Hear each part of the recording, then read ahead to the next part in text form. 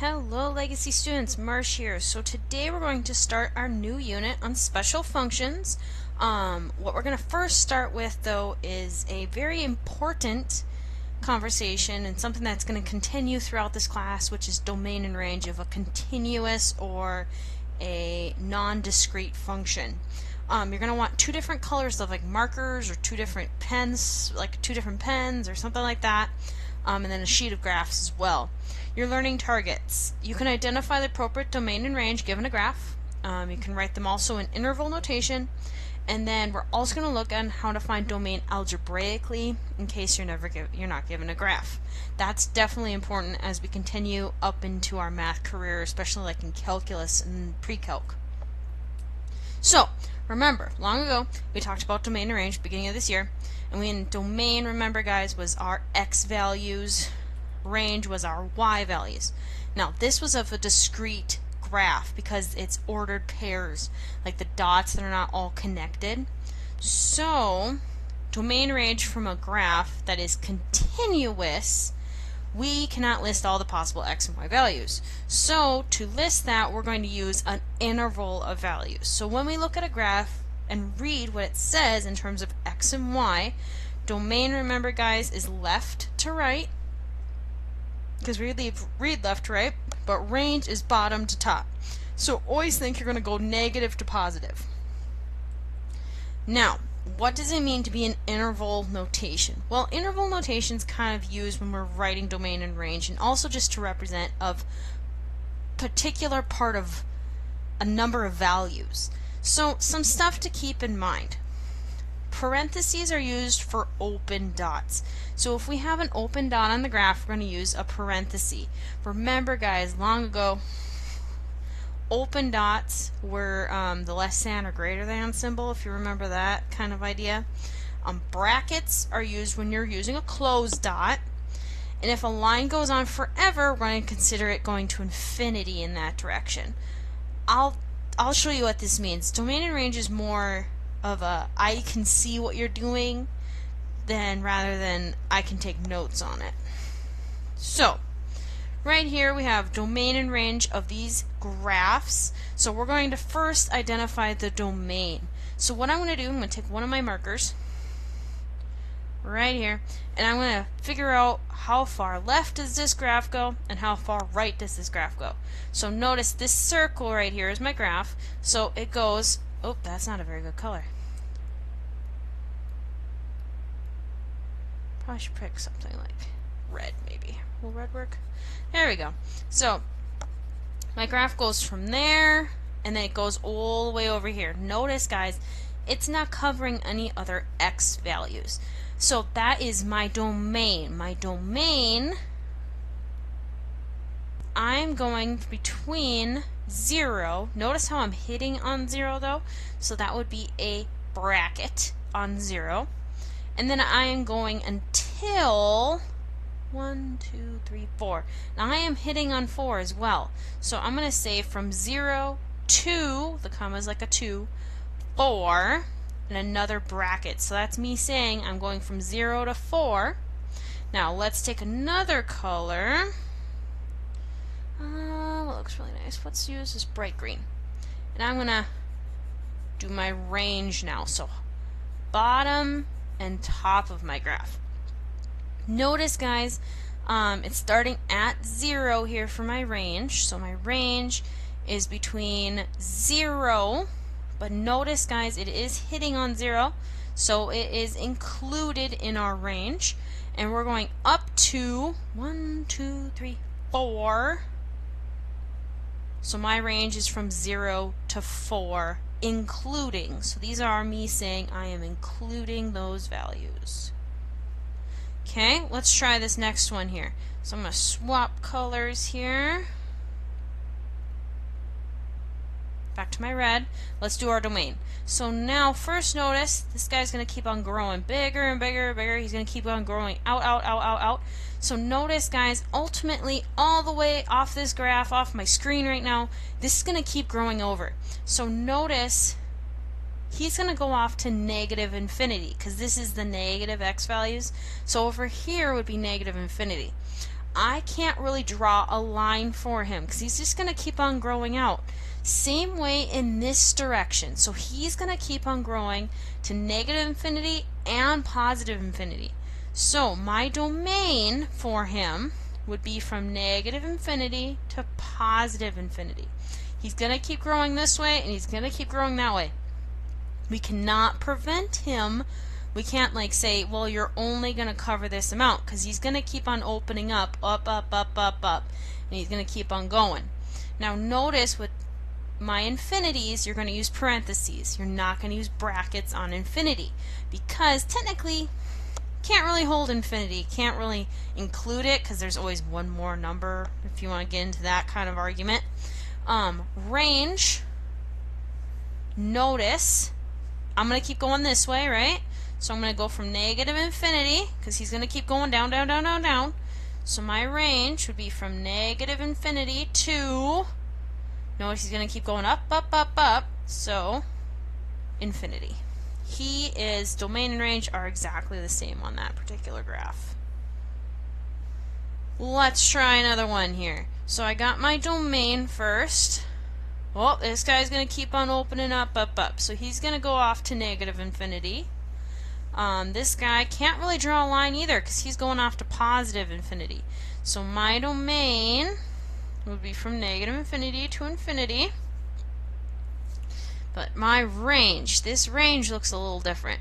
So bottom here, notice he starts here, but then he keeps going up, up, up, up, up. So he's going to go to positive infinity, it looks like. So my range starts at a value of -2. Notice how I'm putting a bracket on there because it was starting there. It was not an open dot, it was just kind of there. So that means a closed dot. And I'm going off to infinity. Just like that. Now let's go look at the domain on the next guy here. Well, left way, he's gonna keep going, so that's negative infinity. Right side, he's gonna keep on going. Can't really draw a line, saying you're stopping here. He's never gonna stop. So that means he's stopping at infinity. So my domain for this guy would be negative infinity to infinity. My range for this guy, well, he's going to keep going down, right? He's going to keep going down, down, down, down. So he's going to be at negative infinity. He's going to go to negative infinity. And he's also going to come for positive infinity. So my range would be from negative infinity to infinity. A lot of graphs actually have that for their domain and their range. You'd be very surprised how often that does happen. Okay, let's take a look at a couple more here. So I got my domain. Let's find the domain of this guy here. Well, looks like he keeps going this way, right? Probably swap color here. Swap to my domain color. Keeps going this way. So he's going to negative infinity. So he's going to cover all the negative x's. This stop, though, he stops here. So he stops at 1, 2. So my domain would be from left to right. He's going from negative infinity, that's where he's drawing, all the way. He keeps on being drawn until he hits 2. And he hits 2. I believe that was a closed dot, right? Yep, that was a closed dot right there. Now let's go ahead and do my range. So bottom starts here. Notice how he's going to keep on opening up, up, up. So that means he's going to be infinity going up. So my range would be from, bracket, bad marsh, bracket. There we go. From negative and 2 to positive infinity. Parentheses on infinity, don't forget that. And then let's take a peek at this last guy here. I'm going to keep my green for both of them here. Domain, notice, it's going to keep opening up, up, up. So he is from negative infinity. He's opening up, up, up this way too. So my domain, negative infinity to infinity. Range, however, notice, he has a starting point that we can see.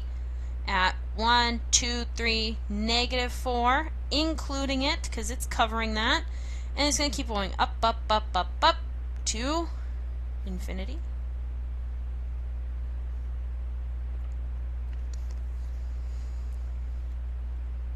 So, what if we don't have a graph? Can we find domain algebraically? Yes, the answer is yes. Range algebraically is out of your domain at this time. That is going to come when you get to calculus. You'll be able to find range algebraically. However, domain. There's a couple of things in math we need to kind of think about. One thing, you cannot divide by... Can't find my pen here. There we go. You can't divide by 0. That's one thing you need to recommend. You can't have a number over 0 because that spells no. And you cannot take the square root of a negative number. So if I take the square root of negative 2, your calculator will go gets angry. So those are the two issues with domain. Here's Miss Marsh's technically 3 rules of domain. So if you have a fraction, we said you can't divide by 0. So what we're going to say is we're going to take the denominator and set it not equal to 0, because you want to find where can this graph live. And it can't live where x is equal to 0 on the denominator. So we're going to say, let's set the denominator equal to 0, and then that's where it cannot be. If you're a square root, we're going to set the radicand, what's inside that square root, greater than or equal to 0. Because we just said we can't take the square root of a negative number. So if I'm looking for stuff that's greater than or equal to 0, that will be all the stuff that can be in that square root. If you don't have a fraction or a square root, you will have negative infinity to infinity, or what is known as all real numbers. This would be the version of an interval notation to say all numbers included. I have no issues in my domain if you want to consider it that way. So let's take a look at limitations. Let's find domain algebraic now. So what are your limitations for x? Now notice first one, my f function here. Notice guys, he has a fraction. Fraction, fraction, fraction. So I cannot allow this guy to be equal to 0. That graph will not work. This would be it would be like divide by 0 and the calculator go, not gonna work. So we're going to set x minus 3 equal to 0. You're probably like, well, Marsh, that's x equals 3. Well, remember, that is what's not able to be included. We cannot include that in our domain. So you're probably saying, well, how am I going to say that? How am I going to say it can't have 3? Well, we're going to say we can have everything negative up to 3. But we can't include 3, so we're going to put in parentheses. So this means not included. But notice, guys, we also have everything above 3 as well. We got like 4, 5, 6, 10 zillion million. So we're going to also include 3 to infinity. Notice, technically I'm just not including 3. That's all I'm saying. When you have 2 parentheses or 2 parts of your domain, a big U in the middle, this means union. This basically is your AND symbol for interval notation if you want to consider it. It's basically your AND. There. Basically our AND. Let's take a look at this next one. So I have a square root. We need to set what's underneath here because we can't have a negative number. So I know x minus 6 needs to be greater than or equal to 0 because we can take the square root of 0. That's fine. So we know that x needs to be greater than or equal to 6. So if I think about that on a number line here, so I got 6 here, got a big dot, and x greater than 6, so this way. So if I think of this on interval notation, I have a bracket here, right, on 6, because I can have 6, to infinity. So my domain would be 6 to infinity. And what's really cool is if you would graph the square root of x minus 6, you would find that domain graphically is also that as well. Taking a look at h here, no fractions. Okay, that's cool. No square roots. No issues. So, default, negative infinity to infinity. Line is awesome in domain. Last one, big, scary, hairy one. So, this guy. Notice we have a square root and it's on the bottom of a fraction. So, normally we would have done 2x plus 3 is greater than or equal to 0 because it's under a square root. But it's in the denominator of a fraction as well, so it can't be equal to 0 either. Yeah, so I would need to, there it is. Keep getting lost. My pen keeps getting lost tonight. There we go. I cannot be equal. I need to just find where is he greater than 0, because I can't be equal to 0 down here. Then I'll divide by 0. So if I subtract 3, so I get 2x is greater than negative 3. Divide by 2. So I get x is greater than negative 3 halves, which in integral notation would be a parenthesis because I'm not including negative 3 halves, and I'm going off to infinity. We are going to take a little bit more practice. Trust me, this is going to keep coming back up. Just because for some people this is a big struggle. Some others it's going to be super easy. But we'll cover it a little bit more every day as we keep going throughout this unit. And with that, that's the end of this video. See you later, Sabers.